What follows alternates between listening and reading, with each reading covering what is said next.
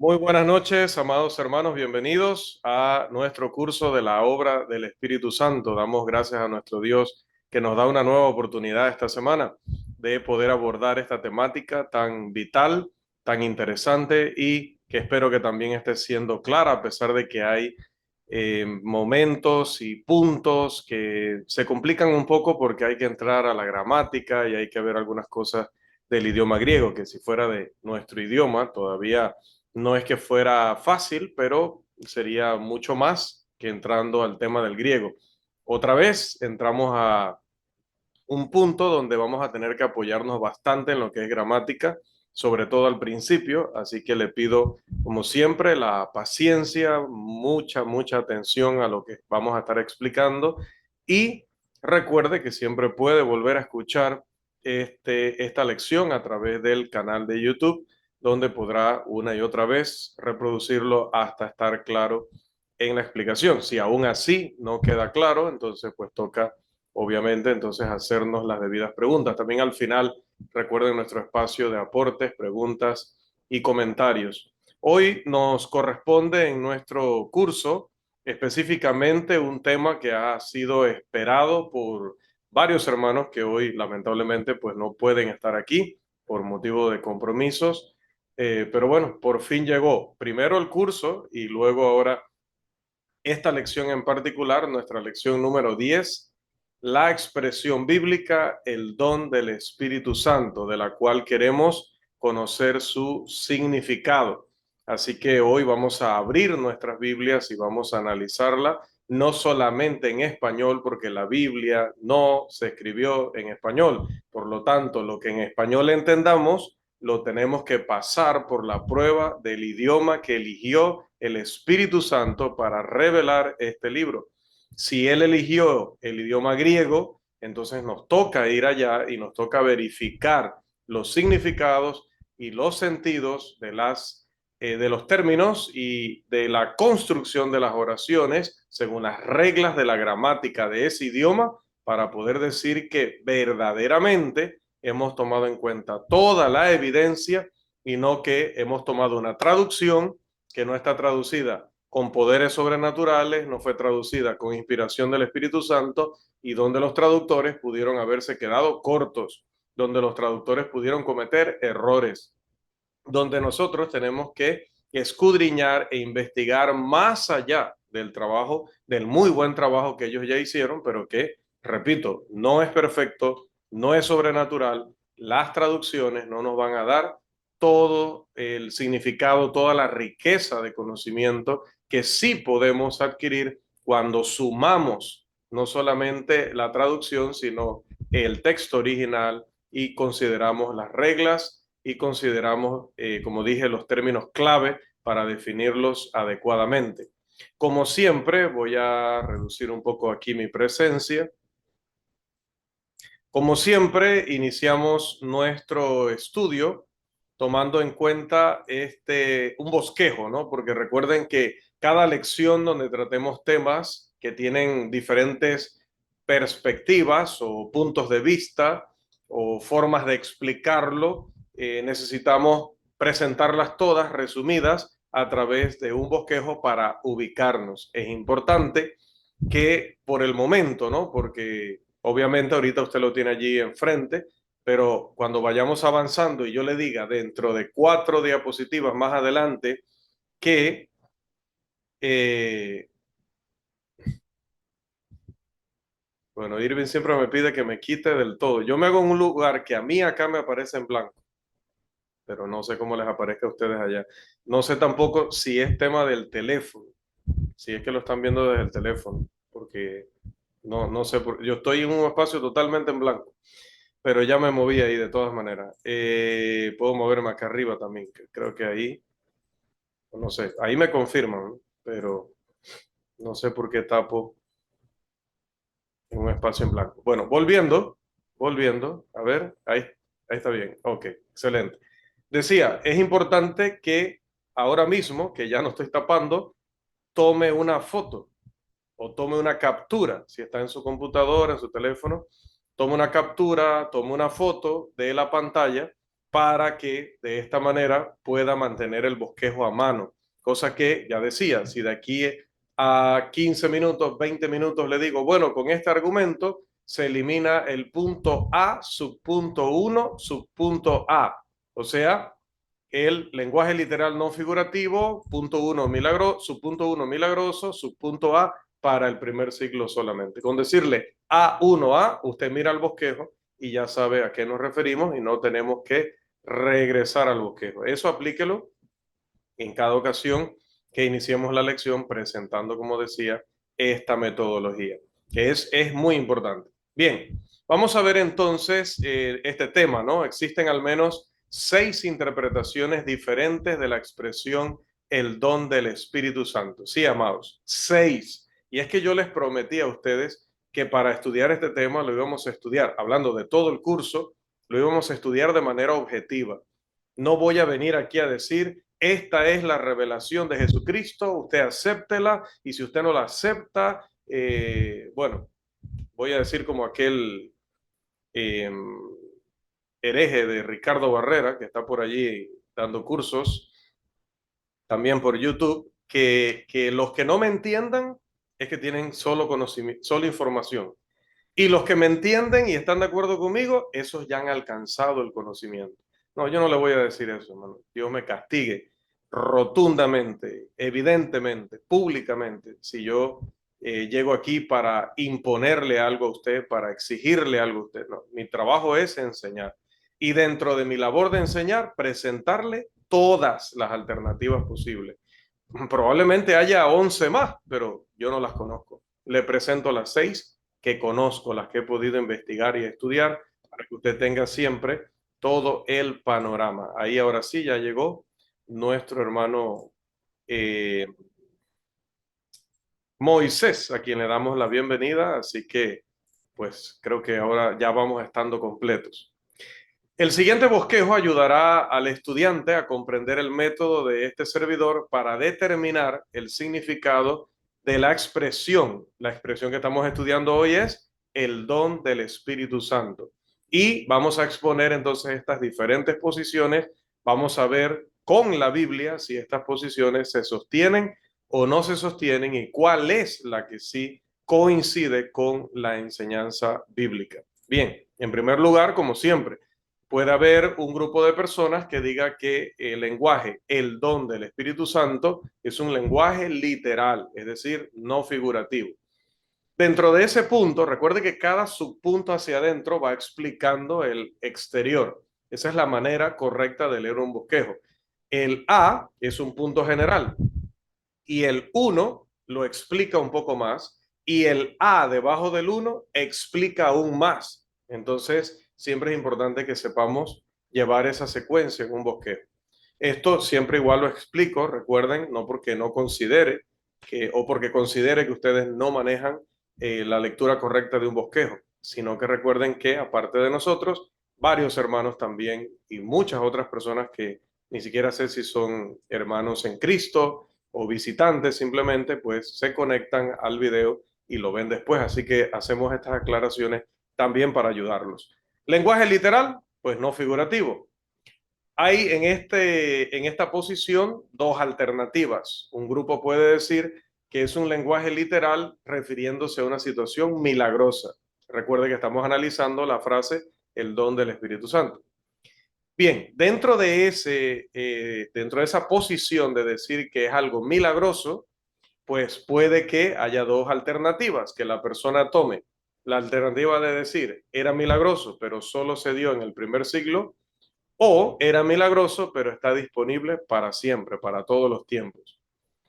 Ahora, dentro de los que dicen que es lenguaje literal, hay una línea que dice no, no es milagroso, es figurativo.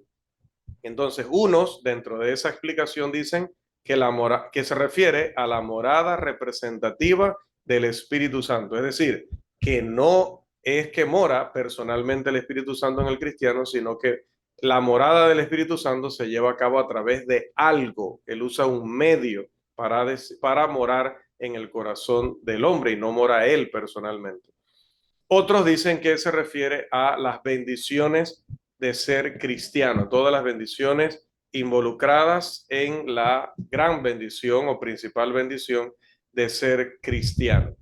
Tenemos también el que dice, no, esto no es lenguaje figurativo, esto es lenguaje, perdón, esto no es lenguaje literal, esto es lenguaje figurativo.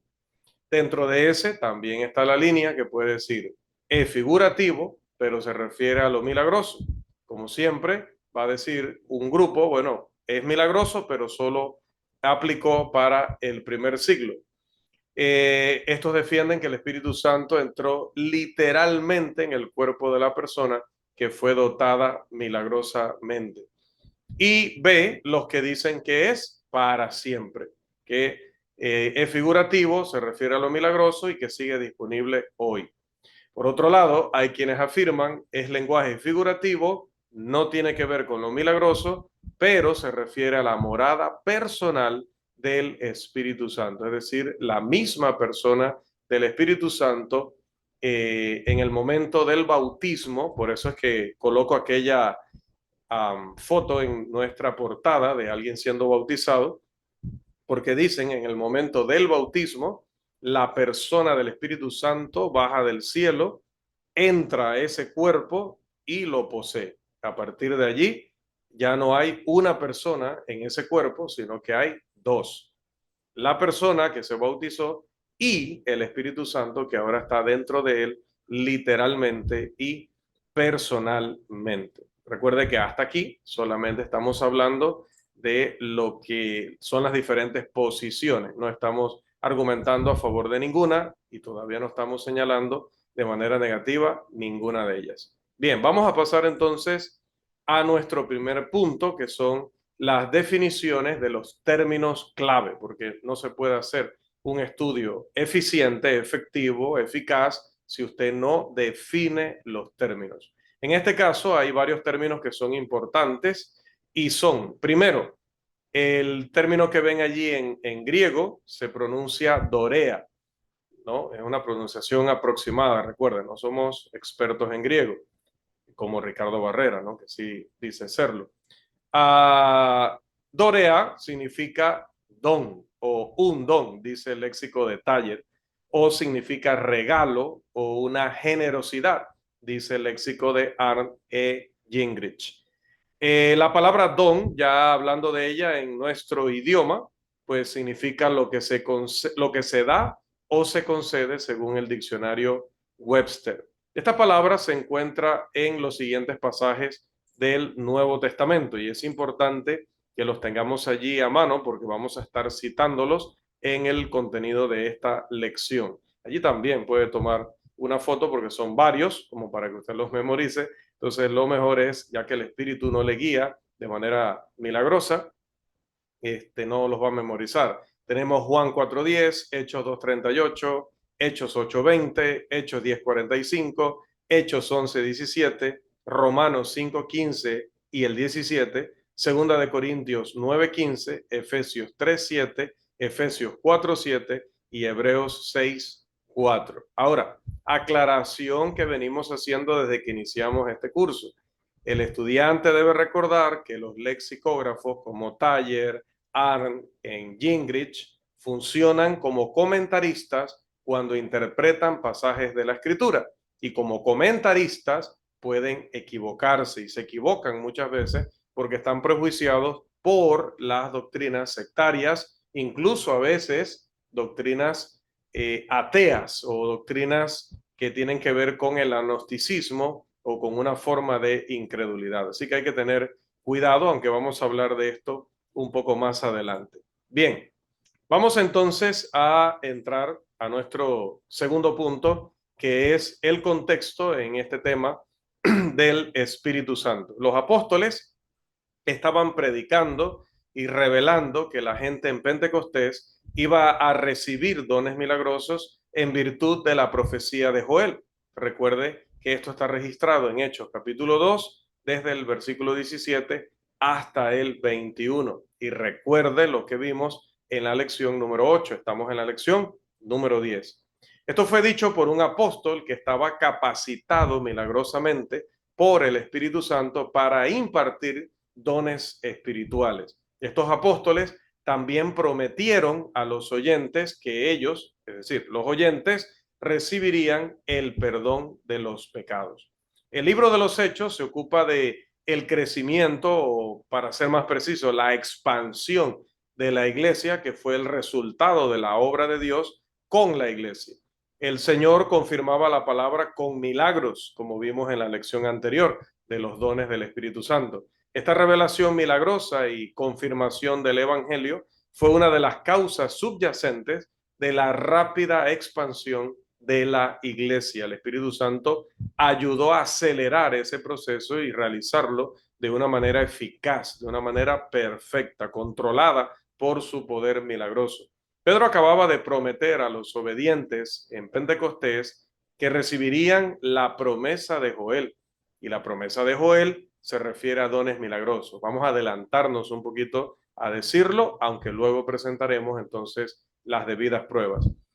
Es generalmente aceptado por los estudiantes serios de la Biblia que ningún pasaje de la Escritura ha sido dirigido explícitamente a ninguna persona de la época moderna. Es decir, usted no va a encontrar un pasaje en Efesios, en Tesalonicenses, en Colosenses, que directamente esté dirigido a Rafael Vergara o a Irving Mendoza o a nuestro hermano Miguel Reyes. No va a encontrar un pasaje que diga, y decidle a Miguel Reyes, así como le dijeron a Pedro, lo dijeron los ángeles, y decidle a Pedro. No, no va a aparecer allí Miguel Reyes, no va a aparecer Rolando Rovira, no va a aparecer José Cruz. Entonces, ¿qué significa eso? ¿Qué queremos decir con eso? Si algún pasaje se aplica a personas en la época moderna, se debe demostrar que hay una implicación que demuestra que se debe aplicar. Se promete el don del Espíritu Santo, ese de Hechos 2:38, a toda la humanidad. La respuesta de algunos será no. Bueno, tienen que justificar por qué no. Si es así, se debe determinar mediante un razonamiento sólido, es decir, se debe mostrar la declaración directa de la Escritura o la implicación en una declaración directa.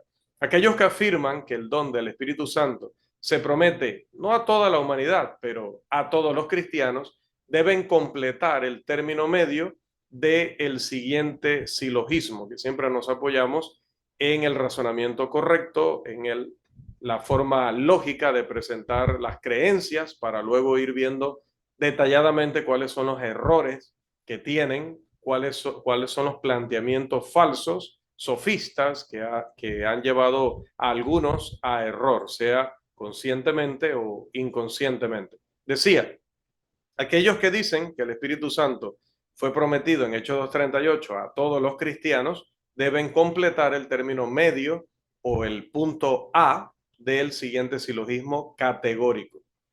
Vamos a ver, premisa mayor.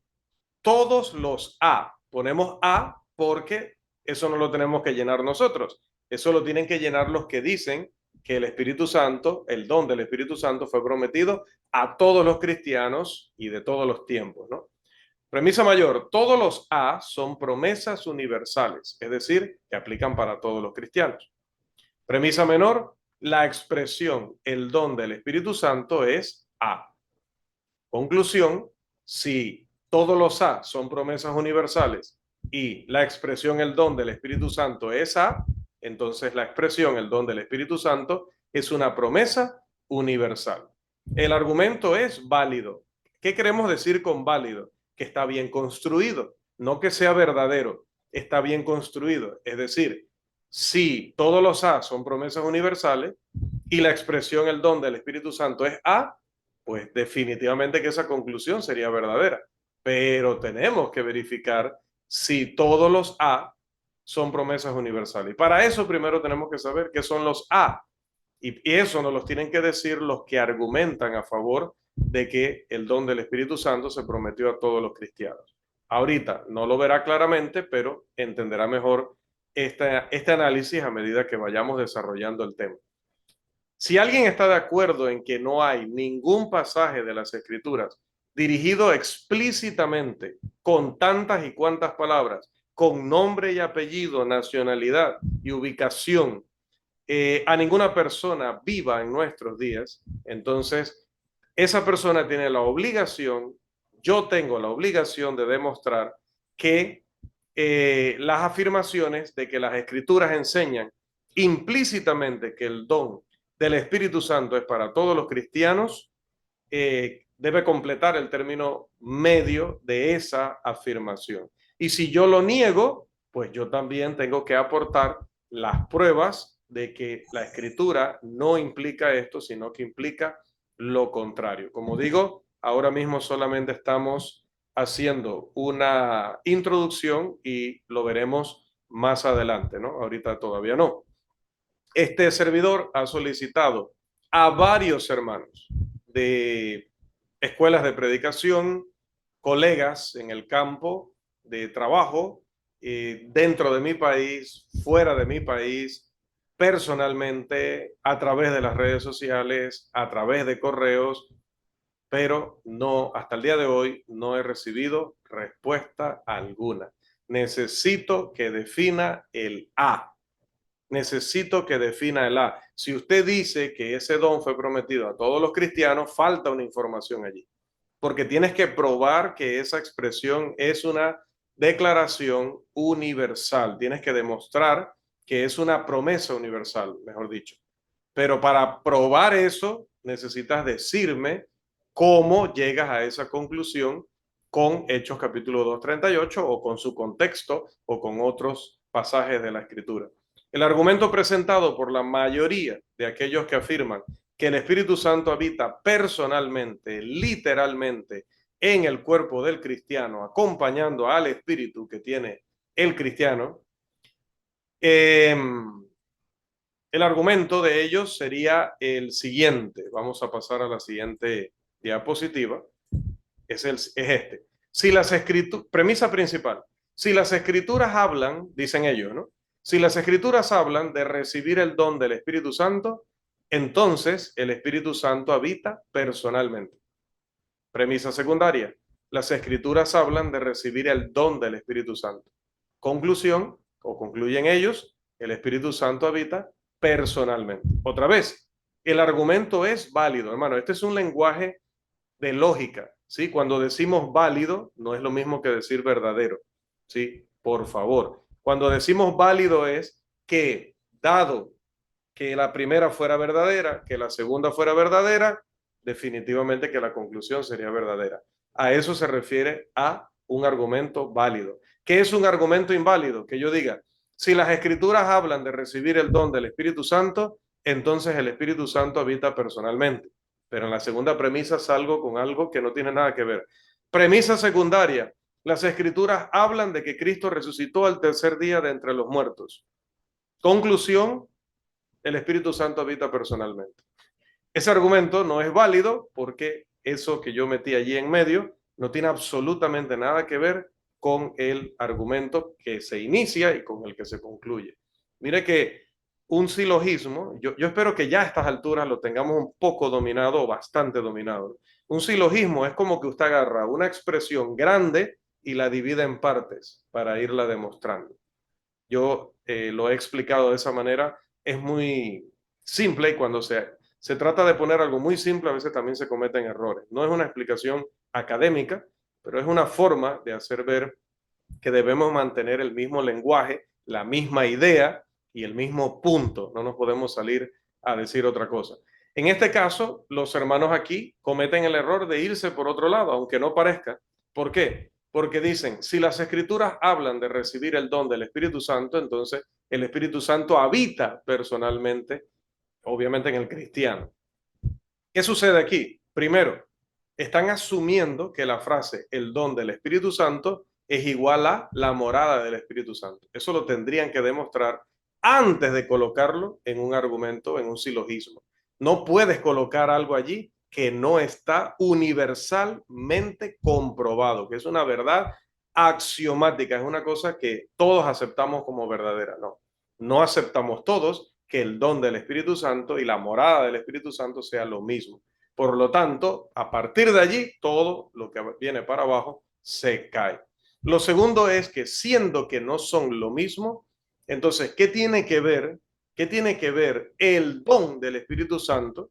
Que tendrías que demostrar otra vez que es la persona del Espíritu Santo y no que es algo que el Espíritu Santo da, para que luego concluyas que decir que recibimos el don del Espíritu Santo es que recibimos la persona del Espíritu Santo. Hay cosas aquí que no se han demostrado, pero sin demostrar utilizan eso para luego llegar a otras conclusiones. Este argumento se puede convertir en un silogismo categórico y allí se va a revelar el error. La premisa principal, esta que tenemos aquí enfrente ahora mismo, la primera, se convierte en la siguiente. Vamos a hacerlo ahora categórico. O sea, categórico es que se afirma ahora sí con toda rotundidad. Premisa mayor. Todos los casos en los que las escrituras hablan del don de son casos en los que aquel personaje, sea el Espíritu Santo, habita personalmente. Premisa menor. Hechos 2:38 es un caso en el que las escrituras hablan del don de y menciona un personaje. Conclusión, Hechos 2:38 es un caso en el que ese personaje habita personalmente. Esto sería otra vez el argumento de aquellos si lo presentaran de forma categórica. Pero bueno, he dejado el espacio en blanco allí porque la Biblia no solo habla del don del Espíritu Santo, la Biblia también habla de el don de, y luego veremos otras personas mencionadas en textos interesantes de la Escritura.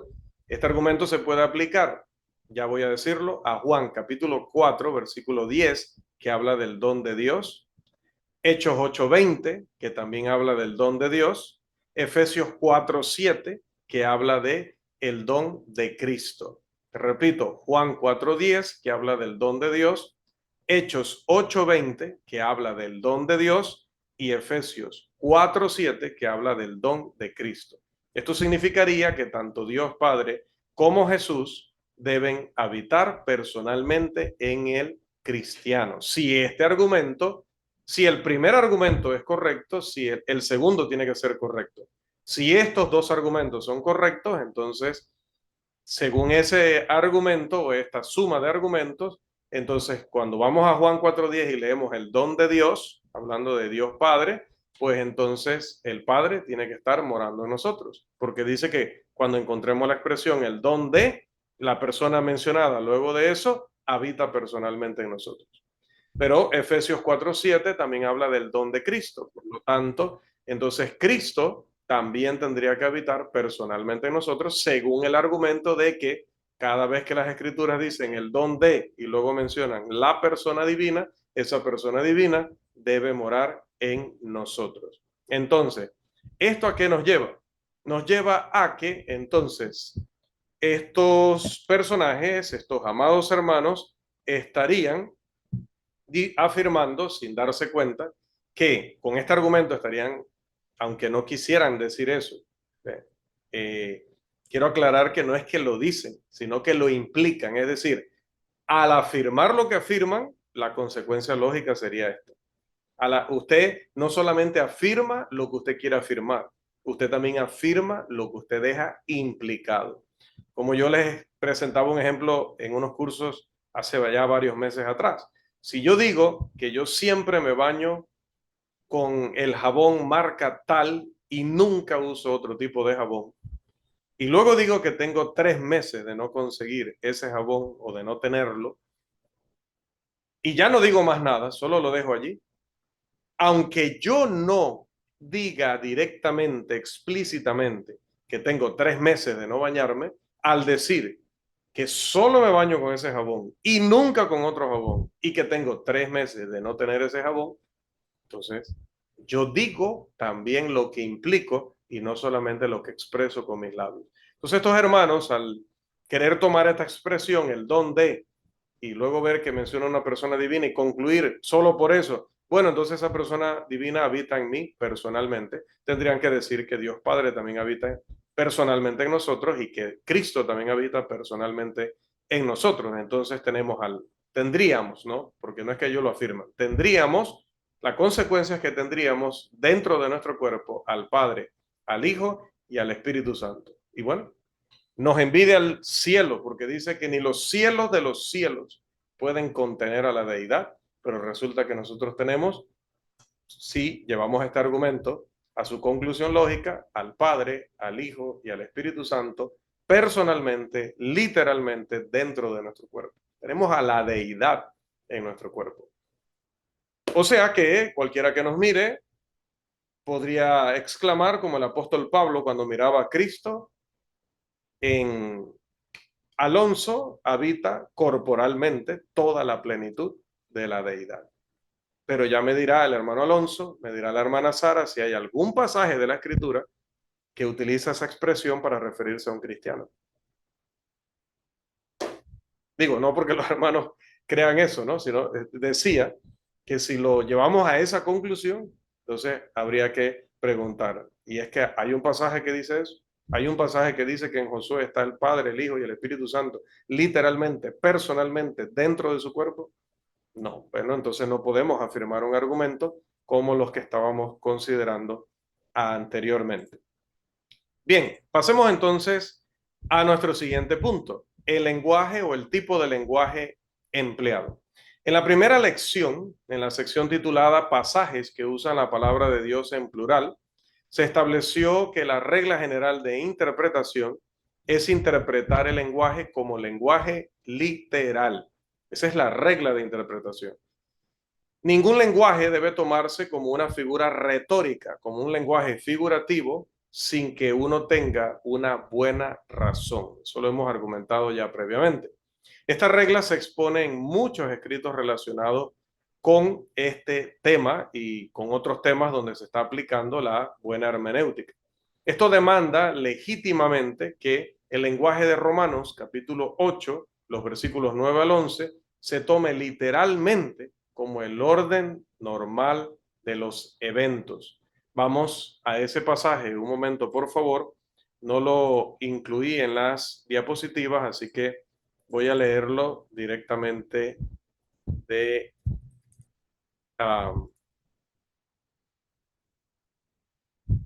9 al 11, directamente acá de la escritura. Dice, mas vosotros no vivís según la carne, sino según el Espíritu, si es que el Espíritu de Dios mora en vosotros. Y si alguno no tiene el Espíritu de Cristo, no es de él. Pero si Cristo está en vosotros, el cuerpo en verdad está muerto a causa del pecado, mas el Espíritu vive a causa de la justicia. Y si el Espíritu de aquel que levantó de los muertos a Jesús mora en vosotros, el que levantó de los muertos a Cristo Jesús vivificará, también vuestros cuerpos mortales por su Espíritu que mora en vosotros. Además, se solicita que aquellos que afirman que el lenguaje es figurativo demuestren su afirmación. Este servidor está de acuerdo con estas solicitudes, pero también hago la misma solicitud a todos los que interpretan como interpretan Hechos capítulo 2, versículo 38. La interpretación de Hechos 2:38, que afirma que el Espíritu Santo es el don, requiere, exige, demanda por lógica y por gracia divina que el lenguaje sea figurativo. Una metáfora nada más que estuviera utilizando el apóstol Pedro. Cuando Jesús dijo, por ejemplo, yo soy el camino, allá en Juan 14:6, estaba utilizando una metáfora, definitivamente que el Señor no era literalmente un camino. Entonces, algunos que quieran argumentar en esa línea tienen que notar o tienen que considerar la pregunta, ¿qué motivo se puede dar para que la palabra don sea una metáfora? La palabra don tendría que ser literal, pero claro, quieren convertirla en una metáfora porque necesitan que el siguiente término clave sea literal. Es decir, que entonces el Espíritu Santo sí signifique literalmente la persona del Espíritu Santo. Pero ninguna de las razones dadas en la primera lección es aplicable a este versículo. Por lo tanto, de las dos alternativas, uno, lenguaje literal en el cual el don es el Espíritu Santo, o lenguaje figurativo donde el Espíritu Santo sería como un don, la primera es la única interpretación razonable. Otra vez le repito, no necesariamente razonable significa verdadera, sino que dentro del argumento que traen es la que encajaría.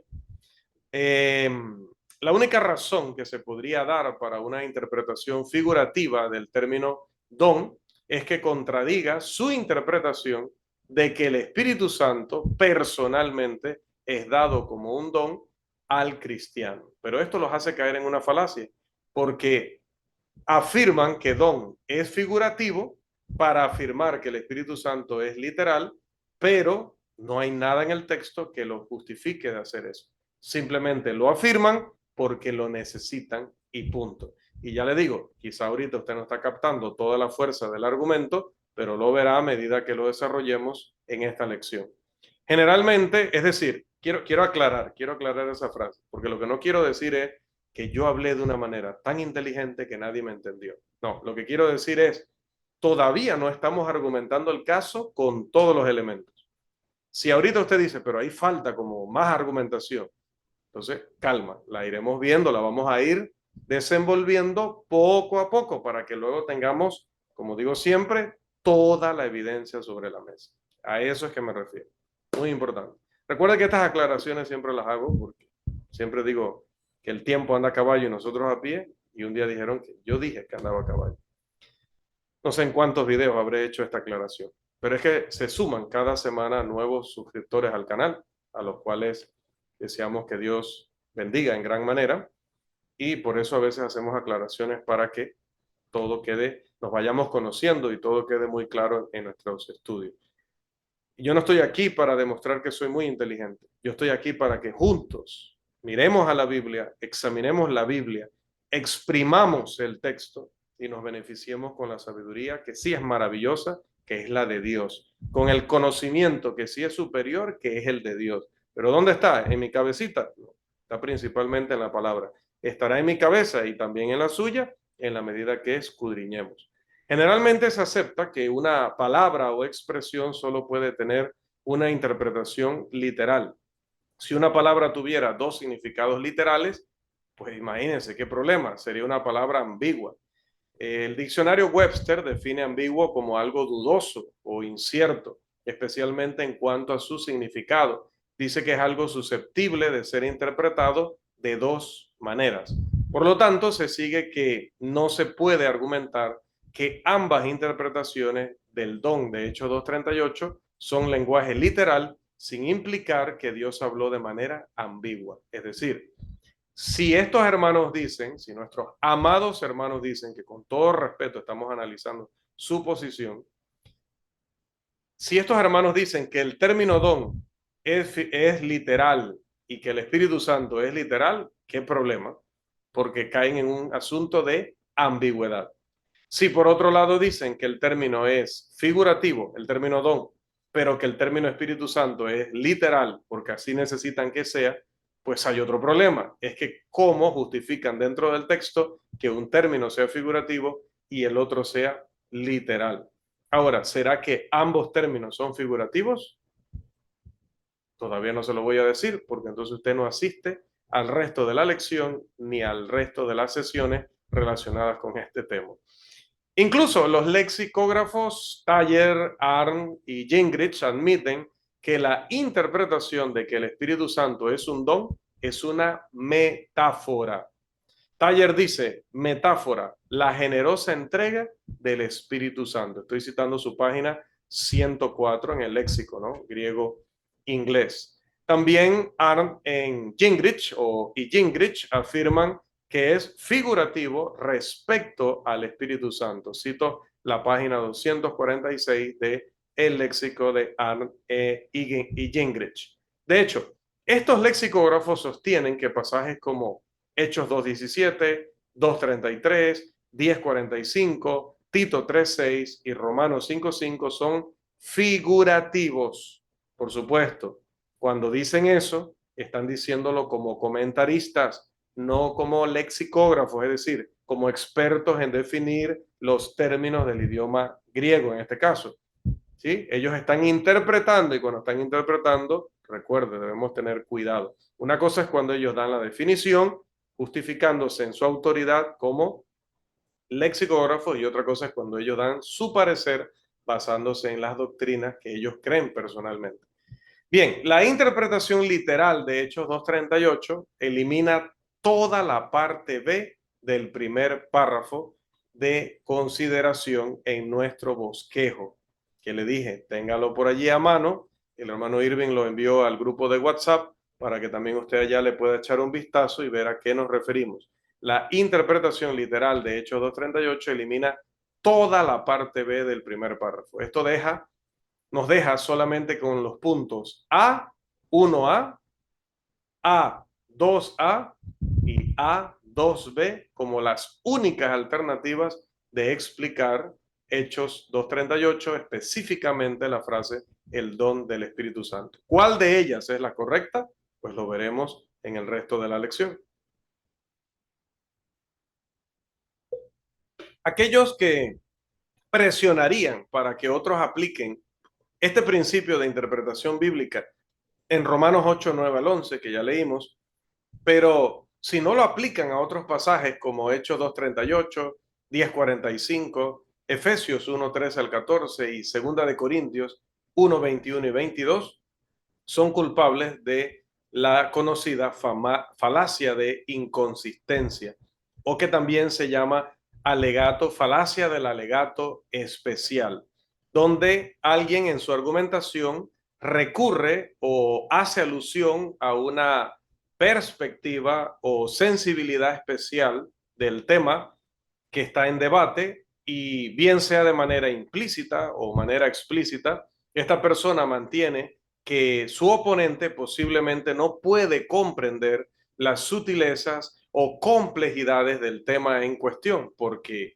no alcanza el nivel de entendimiento requerido o simplemente por desconocimiento. Esa es la forma de enseñar de este Ricardo Barrera, pues que si Juan el Apóstol estuviera vivo nos diría personalmente no le reciban en casa, porque si lo reciben en casa, los echo a ustedes y a ellos de esa casa. A él y a ustedes de esa casa, ¿no? Él utiliza esa falacia, ¿no? Yo estoy explicando esto y si nadie me entiende o no están de acuerdo conmigo, es que no tienen la capacidad. Si están de acuerdo conmigo, es que entonces tienen una gran capacidad. Ustedes que son muy inteligentes. Nosotros no caemos en eso, pero sí caen en ello aquellos que, por un lado, te dicen, quiero la interpretación de esto, quiero que me explique esto, porque aquí esto es literal. Sí, pero cuando van allá a Hechos 2:38 te dicen, no, no, no, ahí el término don es figurativo. Entonces usted me dice, pero hermano, ¿qué es lo importante de si el término es figurativo o es literal? Si el término don y el término Espíritu Santo es literal o es figurativo. ¿Qué es lo importante? ¿Y será que en una misma frase uno puede ser uno y otro lo otro? Ya le digo, eso lo veremos en el desarrollo de la clase. ¿Por qué es importante? Vamos a nuestro siguiente punto, que trata con algo también de acuerdo al lenguaje, que es la consistencia del lenguaje. El principio de la consistencia del lenguaje, que nosotros ya hemos utilizado y seguiremos utilizando en este curso y en todos los cursos, porque queremos ser objetivos, consistentes, fue desarrollado sobre todo en la lección número 5. El lenguaje de las escrituras es normalmente consistente, es decir, una palabra o expresión generalmente debe entenderse como que tiene el mismo significado en todos los casos que se utiliza. Eso es lo normal. Usted toma la palabra don en Hechos 2:38 y cuando va a Hechos 8, la debe interpretar en la misma línea. Cuando se va a Hechos 10:45, la va a interpretar en la misma línea. Cuando se vaya a Efesios 4:7, la va a interpretar en la misma línea. Generalmente, no estoy diciendo absolutamente y todo el tiempo. Un término va a tener ese mismo sentido, ese mismo significado, a menos que esto lo estudiamos en hermenéutica, el contexto me demuestre que no es así, o yo vea que es un absurdo darle ese significado en cuanto a lo que está alrededor de ese término. Entonces me doy cuenta, ok, en este contexto no significa lo mismo. Voy a ver qué significa. Una vez que se ha definido una expresión, esta expresión debe ser generalmente aceptada con ese mismo significado en todos los demás pasajes, a menos que, ya dije, sea un sinsentido, sea una contradicción, el contexto nos diga que no ese es el significado.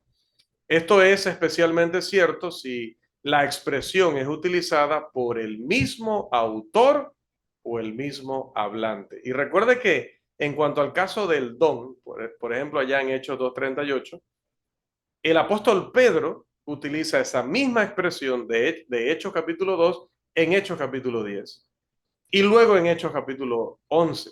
Entonces, si el mismo autor está utilizando la expresión en tres lugares, yo debo asumir automáticamente como intérprete que le está dando el mismo sentido. Otra vez, a menos que la lógica, que el contexto, que la doctrina bíblica, que la razón me lo impida, porque sea una barbaridad, sea un disparate que tenga el mismo sentido en Hechos 10:45 al 48 que en Hechos 2:38, por ejemplo, ¿no? Si se presenta una interpretación que está en armonía con las escrituras, que explica un pasaje y mantiene la consistencia del lenguaje, es decir, a medida que vas pasando de pasaje en pasaje, le vas dando el mismo significado, por ejemplo, bautismo. Voy a detenerme un poquito aquí para dar otro ejemplo y simplificarlo más. Bautismo. Jesús dice, bautizándoles en el nombre del Padre, del Hijo y del Espíritu Santo. Cuando yo estudio ese pasaje, entiendo a qué se está refiriendo Jesús con bautismo.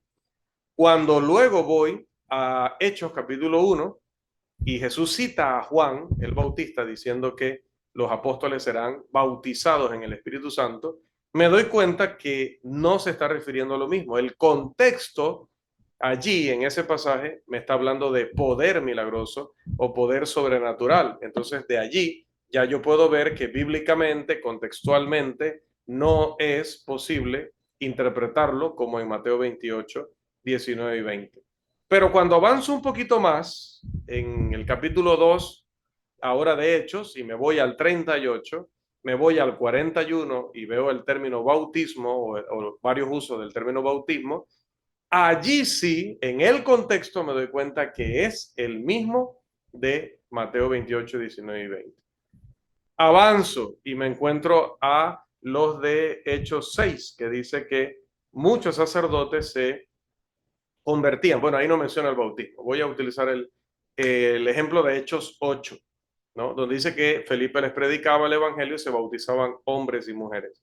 Allí el bautismo, en el contexto, me indica que es el mismo de Hechos 2:38 y 41 y es el mismo de Mateo 28, 19 y 20. Si voy más adelante y veo los bautismos que se dieron, el bautismo que se dio al final del capítulo 8 del eunuco, también me doy cuenta que es el mismo de los samaritanos, es el mismo de Hechos 2:41 y 38 y es el mismo de Mateo 28, 19 y 20 y es el mismo de Marcos 16, 15 y 16 y es el mismo de cada pasaje que va hablando del bautismo cristiano. Entonces eso es consistencia del lenguaje. Así que vuelvo.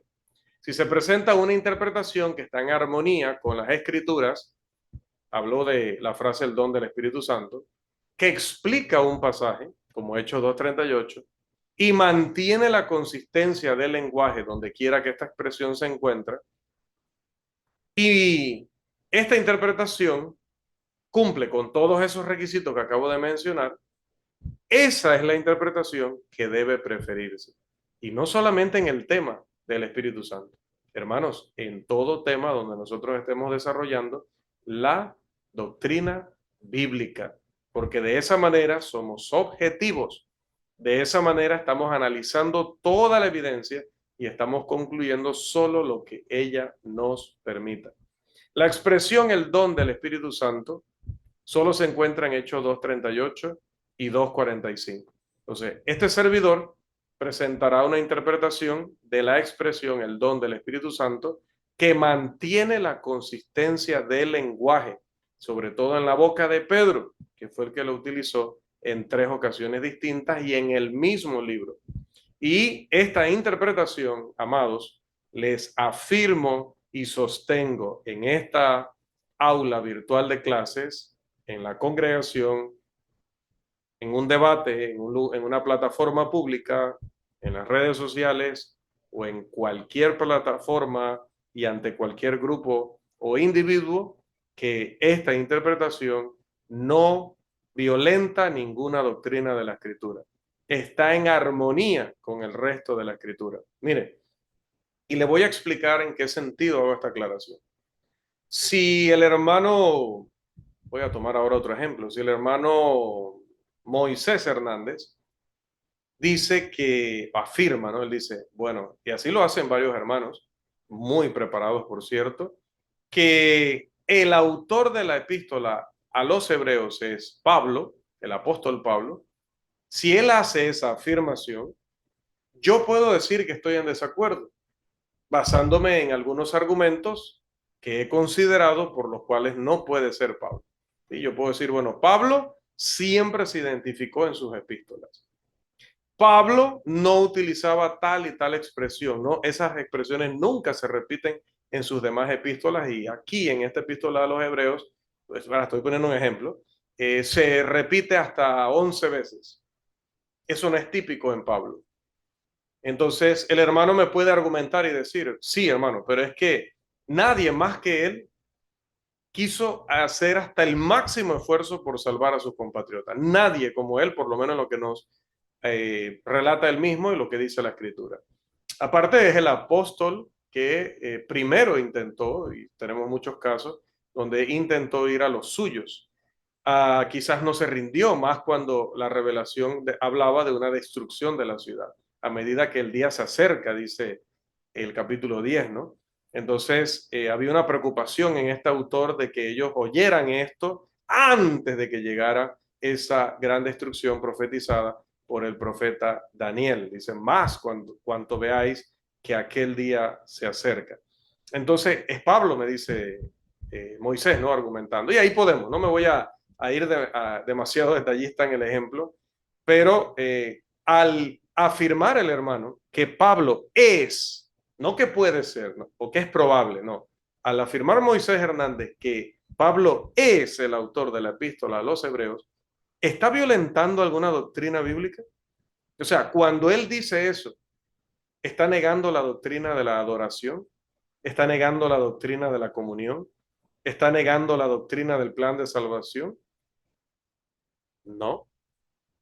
¿Está esa expresión atentando contra la enseñanza bíblica de cualquier otro tema? No.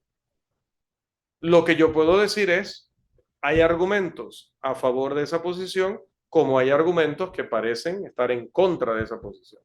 Lo mismo en mi caso, si yo diría, pues el autor es para mí Lucas, que aprendió mucho con el apóstol Pablo, así que utiliza mucho sus argumentos o su manera de expresarse, pero tiene un lenguaje propio, muy culto, como el que se ve en la epístola. También al mencionar a Timoteo, que de pronto Moisés también me dice, mira que al final habla de Timoteo, ese es Pablo. Y yo le puedo decir, sí, pero es que Timoteo también era colaborador y amigo y aparte de hermano, ¿no? Amigo de Lucas y de Silas, hasta de Demas antes de irse al mundo. Entonces, no necesariamente tiene que ser Pablo, puede ser Lucas y menciona a Timoteo, eran colaboradores y así. Ahora, ¿estaré yo con mi afirmación que es contraria a la de Moisés, negando alguna doctrina bíblica? No, hermanos. Así con temas como si Pablo fue o no fue al tercer cielo, si Pablo murió y resucitó allá cuando lo apedrearon, creo que en Listra, si el aguijón en la carne era ceguera o algo similar, o era alguna otra cosa, o era su apariencia física. Hermanos, los hermanos que argumenten a favor de una cosa o argumenten a favor de otra no están atentando contra la escritura. Pueden presentar su convicción, su interpretación de los hechos sin violentar doctrinas bíblicas. Bueno, la explicación que vamos a dar de la expresión el don del Espíritu Santo es en esa misma línea. Debido a que es en esa misma línea como lo que enseñamos acerca de la morada del Espíritu Santo, que no es nuestro tema, porque el don no tiene nada que ver con la morada, como lo vamos a demostrar. Como es en la misma línea, por esa razón, amados, es que no hay corte de comunión por creer que el Espíritu Santo more personalmente o por creer que la expresión no es literal.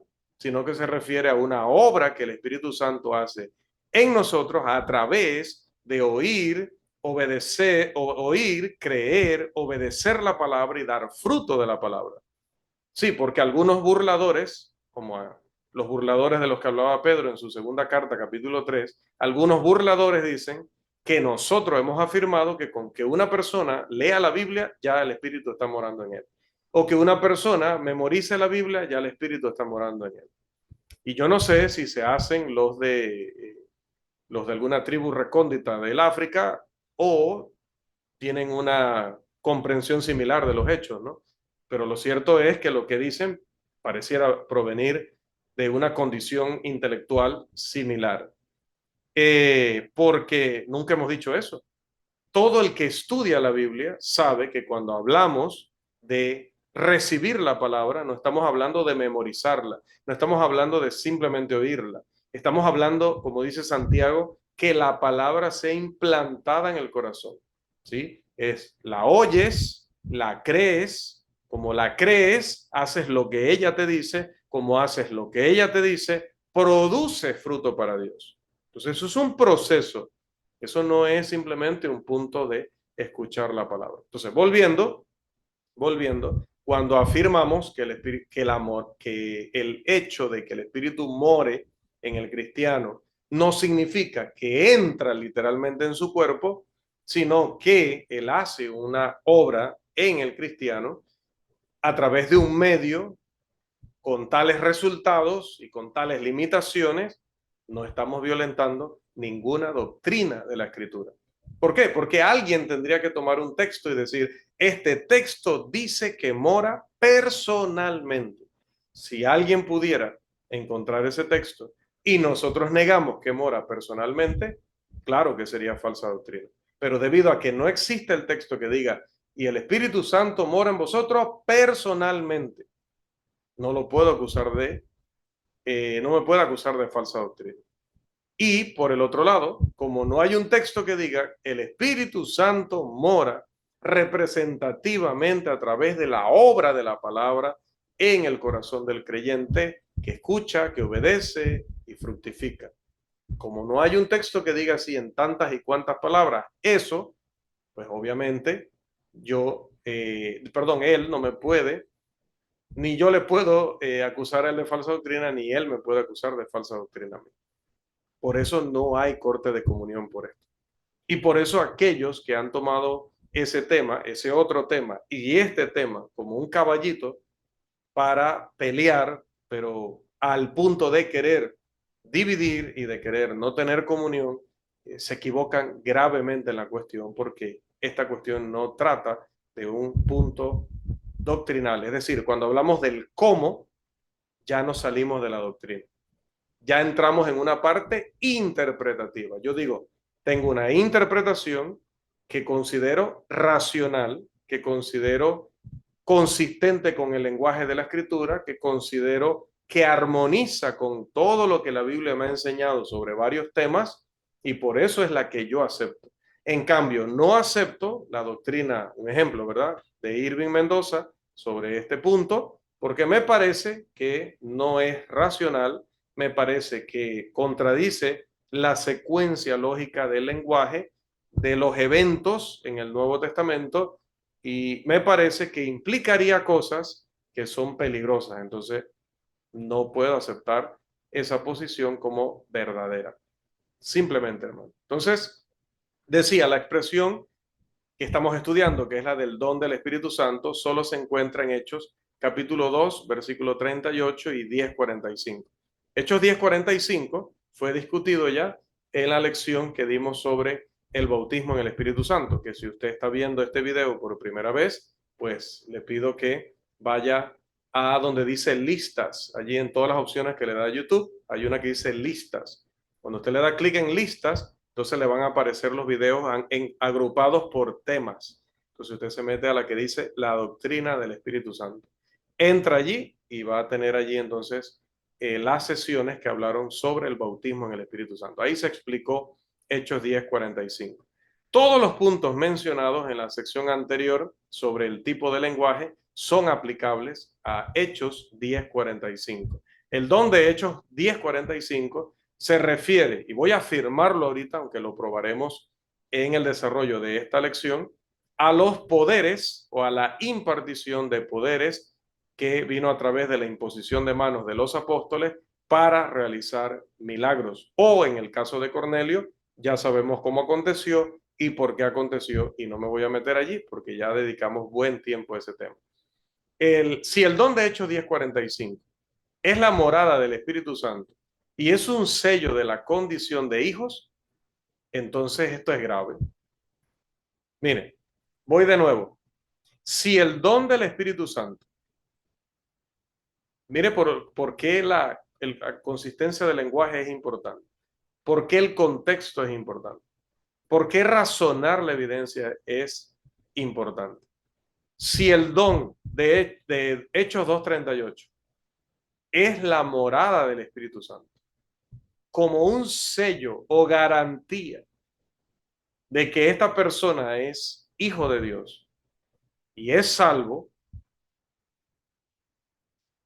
y si Pedro en Hechos 10:45 está hablando del don del Espíritu Santo, o sea, de la morada del Espíritu Santo, y si la morada del Espíritu Santo a través del don del Espíritu Santo es un sello de la condición de hijo, ¿qué estamos diciendo? Si Cornelio recibió el don antes de bautizarse, ¿qué estaríamos diciendo? Bueno, no nosotros, los que defienden esa posición. ¿Qué estarían implicando? ¿Sí? Diciendo por implicación. ¿Qué estarían diciendo? Que Cornelio ya era un hijo de Dios con sello de garantía, con arras, esos términos los estudiaremos más adelante, sin haber recibido el bautismo para el perdón de pecados. Es decir, que Cornelio fue el primero y el único ser humano que llegó a ser hijo de Dios, que llegó a tener garantía de la herencia sin haberse bautizado y sin estar perdonado de sus pecados. Así que como un pecador inconverso, llegó a ser hijo de Dios y después ya lo bautizaron porque, bueno, es una ceremonia, ¿no? Usted sabe que eso es doctrina calvinista. Usted sabe que eso es doctrina de los bautistas. Y sí, de Cornelio y su familia. Exacto. Estarían todos incluidos en esta situación. Dado que el don de Hechos 10:45 es milagroso, como se puede ver en los resultados que tuvo en Cornelio y su familia, y dado que el lenguaje de la escritura es consistente, entonces mirando hacia atrás, Hechos 2:38 también debe referirse a lo milagroso. No hay otra manera de verlo. Lo siento, no hay otra manera. Así que es importante que nosotros a la hora de argumentar este tema o cualquier tema seamos consistentes con el lenguaje, ¿no? Ahí no se refiere al nuestro, sino al lenguaje de la escritura. A ver, quiero ver algo aquí. Antes yo veía. ¿Cuántos minutos llevamos? Porque perdí el control acá de la hora a la que iniciamos. ¿Alguien me puede confirmar en el chat cuántos minutos llevamos?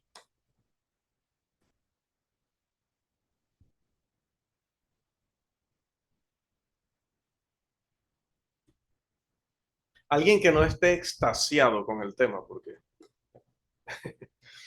alguien va a querer que pasemos aquí 4 horas, pero no, alguien que ya cumplimos la hora. Eso me parecía que habíamos iniciado como a las 9:20 y nos quedan 2 minutos. Y en 2 minutos no vamos a poder tocar el siguiente punto, que es la exclusión y el alcance de la declaración: recibiréis el don del Espíritu Santo. Por lo cual, hermanos, ya saben que esa es nuestra manera, nuestra metodología. No vamos a iniciar hablando de un punto que no lo vamos a dejar bien explicado. Y tenemos pactado trabajar 1 hora, ¿verdad? Sé que los hermanos en Centroamérica dicen, ay, pero hermanos, si apenas son las 9. Pero recuerden, tengan misericordia de nosotros los panameños. Para nosotros son las 10:18. Así que gracias por su amor, comprensión y misericordia. Y vamos a dejar la lección por hoy hasta allí. Creo que lo último que hemos hablado, hermanos, debe haber despertado, si es que ya no estaba despierto, mucho más el interés en continuar desenvolviendo este punto. Así que si su salud no se lo impide, si compromisos con la congregación no se lo impiden, pues aquí lo esperamos. Si el Señor no lo llama a estar en un lugar muchísimo mejor, pues está invitado, está invitada. Tenemos a nuestra hermana Sara aquí también para la próxima semana, ya saben, en el mismo horario, a continuar con este fascinante punto que es crucial, crucial en todo lo que estamos estudiando sobre la doctrina del Espíritu Santo. Así que vamos a quedar allí por esta noche en nuestra lección número 10.